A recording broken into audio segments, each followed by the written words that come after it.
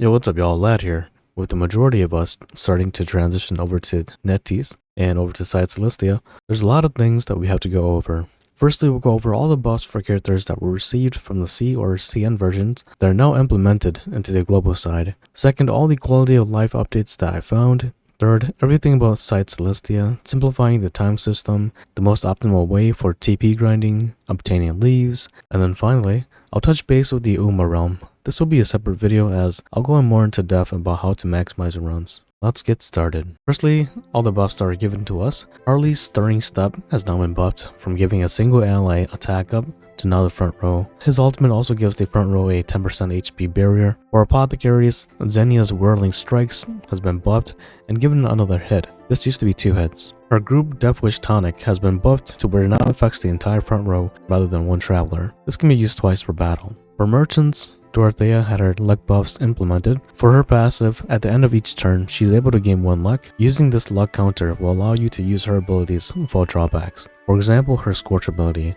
which is a 1 to 4 hit random hit ability. If you have more than 1 luck, and you consume 1 luck, she will hit all 4 hits. Next we have Ludai. Her Javelin Rush has also been buffed to where it now has a moderate chance to land blind for 1 turn. And her passive now, also at full HP, lets her extend her status elements she inflicts by 1 turn. Then we have EX Millard. He's been somewhat buffed and nerfed. Firstly, his Sacred Knight's Radiance used to cover only the 3 travelers in the front row, and now gives him an HP barrier at max boost. His ultimate is an HP barrier that now affects your entire party, whereas previously, it used to be only the front row. For his nerf, his passive now only gives the front row at the beginning of battle an HP barrier. This used to be all allies at the start of battle. Then for Hunters, EX Loomis has been buffed. She was given her TP skill early. Her multi-thunder arrow allows her to hit all enemies with 1 hit to bow and lightning at the beginning of battle, and has moderate chance to reduce bow and lightning damage. Her ultimate has also been buffed to where now instead of being a random target, it's now a single target ability. Her Holy Knight's Blessing passive has now been buffed as it now includes increasing the front row allies' physical attack, bow damage by 15%. Previously it was only crit and critical damage by 15%. Next we have the 3 Conquerors. Starting with Titus, his completed Scarlet Elixir was buffed to where now it gives him a damage cap up and dead aim. We unfortunately did not fully get his buff, whereas in the CN version, his passive allowed him to also hit lightning weakness with his sword attacks. Hopefully that gets implemented in the future. Next we have August. His Quad Edge has been buffed to where it now breaks shields regardless of 4 hits, and his next ability, Poem of Death, now allows him to hit 6 times when he is impassioned. His ultimate has been buffed to where now you can use it a total of 6 times per battle at level 10, with a damage increase up to 30,000. Then finally, we have the best buffs of them all, Herminia. She was given a quintuple sturdy shot with 5 hits. This used to be 4. Her Radiant Arrow gives her a 30,000 damage cap up. It also adds an additional hit and can also hit Van weakness as well.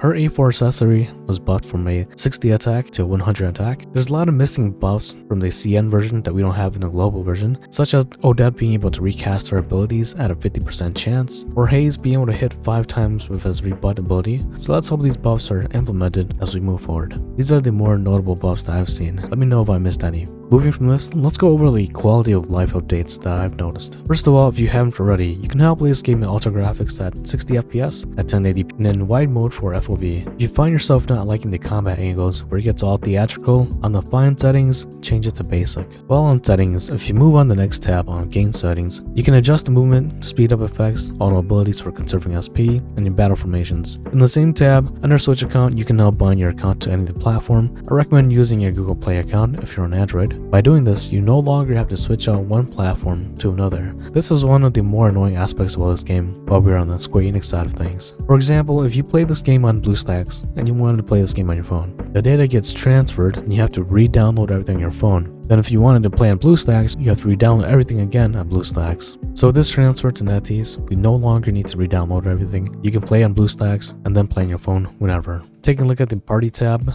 using the display, you can now toggle between different stats that you want to look at. The sort and filter now gives you more options to finding your character that you want. This is a great feature moving forward, as we'll only be getting more travelers. If you scroll to the very bottom, you'll see a search tab that can be very effective in helping you. Say for example, I want to find Elrica. I'll type it in real quick, and and search, and the character comes out. This is a great quality of life feature, especially if you're on mouse and keyboard. Now for character abilities, you can now toggle between turning some abilities off or on. For example, I have Audio O here, and I toggled off his speed node here. So if you accidentally unlocked his node back then, now is the perfect time to turn it off. Next, if you're trying to copy a party and paste it onto another party, the copy and paste, or in this case, copy and copy formation is a total headache.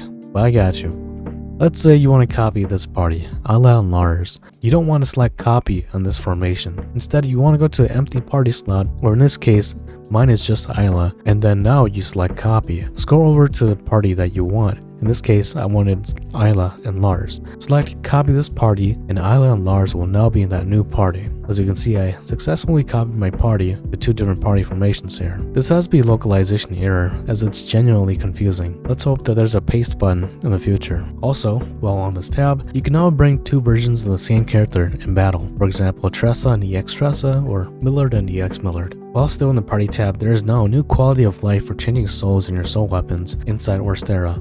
Using this Dire Hellblade 3 that I put a soul in, I can now redraw with the same soul or void dust in the next tab, whereas in the other version, you had to wait for this to apply, and then in a series of multiple tabs, either use void dust or another soul. So let's say I don't like this. I'll redraw with the same soul. I had 23 before, now 22. This is a much faster and more convenient way to putting souls into your weapon. Moving away from the party tab, let's check out the exchange tab. Just like the search function, if you know what you're looking for, you can search it up under the filter or select the mini icons here. Let's say, for example, I'm looking for the fortune weapons, and I forget which tab it is. I'll search it up real quick using the keyword fortune, and it'll take me to a tab immediately. This is again another great quality of life that will make your experiences so much better. And by the way, to those that are looking for Renew's Awakening Stone, that is not in the exchange yet. Currently, the C version is only up to Bargella's Awakening Stone in the exchange tab. Moving away from that, let's check out the Tower Game Board tab. The Tower job has now been changed from every 2 weeks to now every week. So this week is everything except Cleric and Merchants. There's a new quality of life where you can autocomplete all towers after finishing them once by finishing the top tower. If you completed them all on the Square Enix app, you'll have to redo them all again on the NetEase app, as the system does not recognize that you finished them. Then to those who are feeling adventurous and needs ultimate seeds, Alta Floors in the Ultimate Training Tower has now one additional reward. If you bring a certain character in the fight with you, you can accomplish this reward. Next, the Fortune Game Board. I had posted up a picture of my community on YouTube, but now you can use 99 tickets at a time instead of 8. This will be a great help to those that are farming soul weapons. Okay, heading over to the overworld. NPCs now have a check mark over the heads if you are done acquiring of them. This will let you know if you took all the items. Then next, NetEase has lowered the prices in all Ruby sets to about a 30% discount all around. The monthly Ruby set B used to be 99 USD, and it's been changed to about 60 or so. And all the passes have gotten $2 to $3 cheaper. This is definitely a step in the right direction. These prices are a lot more affordable, but remember to only spend what you can and never go overboard. In battle, there is now something called a auto battle. The AI will automatically use the strongest abilities to take out your opponents. You can also toggle the options to use less SP or no SP at all. Then to our next topic, Side Solistia. With Side Solistia, there's been a lot of new components added to the game. Firstly, when you get to Side Solistia, you obviously take control of the new protagonist, not Saul, but Sail. There's a day and nighttime affecting story and quest that you can partake in. Pretty basic so far, but inside Celestia, you'll notice that you no longer have access to your strong weapons in Orstera. This is like a semi-fresh start, no weapons, no armor, and no money. Talking about money, it's rather easy for you to get, as all you need to do is watch a Kate ad, beat up the poor Kate, and you'll get a whole lot of leaves for that one fight depending on which Kate you get. Here I got about 100,000 leaves for that fight. This is a lot of money, so take advantage of it every day. Next, let's talk about the Ring of Dual Fates. This is a story completion tracker. As you further into the story, you receive items and permanent stats to all your travelers. Think of it as a freebie for completing the story. Talking about the story, you can now fast forward and auto it into smaller quest events you can hold to skip. Next, let's go over the Star Incense Burner. This is a real lifetime based reward that gives you 6-star items. This feature gives players 27 hours every day to log in to collect the rewards. Every time you click on the icon, you get rewards based on how long time has passed since 27 hours. And every time you click on the icon, it gets resetted back to 27 hours. So if you don't log in before 27 hours, you'll start collecting items at a slow rate up to 72 hours. I know all of us used our prolonging incense wood as we all thought that would increase the item drop. It sadly does not. Don't use our prolonging as it's only meant if you're going on a trip in real life and don't have time to log in. You'll get more of these woods through the cat ads for treasure, but if you log in religiously every day, 27 hours is more than enough for you to claim the items and reset it back to 27 hours. So let me do a quick recap caveman style. Open OCTOPATH, click shiny button, get item, click shiny button before 27 hours good, click shiny button after 27 hours bad. With the start incense burner also comes the fact that you need to understand TP or torch points. Under learn skills and blessing of the lantern, you'll see your first parameter boost. This gives a permanent stat to your character at an interval of 5 points, with 40 points being the maximum. The first few ranks of that parameter that you level up requires only TP, and every rank that you level increases the cost with a number in the middle, with 40 being the cap. As you progress your parameters, you need to farm for light crystals, can only be farmed in the Ouma region. To fully max out one parameter of a character, let's say you want to get strength up till rank 8, you'll need 5,350 TP, the cost will be 20 out of 40, and you'll need 660 crystals of light, all for a 40 plus stat increase. Currently, we can only get 2 parameters up to rank 8, the cost being at 40. Again, each time you level up a parameter, the cost goes up or the number in the middle. The number 40 in cost can be increased by using a Go Light Crystal Limited, but that's currently a bottleneck item, so it's hard to get. Let's say, hypothetically speaking, you're able to get all parameters to rank 8. That's going to be a total of 42,800 TP that you need, 5,280 crystals of light, and a total cost of 160. Travelers again can only hold 9,999 TP at a time, so watch out for that. I highly recommend everyone to learn the TP skill and the TP passive first, and then focus on leveling the rank of either physical attack or elemental attack, depending on the character. Speed comes next, then critical, then physical defense, then elemental defense. The reality is, increasing your defense stat is not going to do much for you. If you're going to get smacked, you're going to get smacked. Do not level the rank of HP or SP, as they are completely useless, as they only give you recovery after battle. Now for TP grinding, while you're in a battle, each enemy you take down will drop exactly 10 TP, Kates dropping about 30 TP each depending on the Kate. And if you take down those odorable octopuffs, they drop you 50. So you want to go to areas that have a lot of enemies per battle.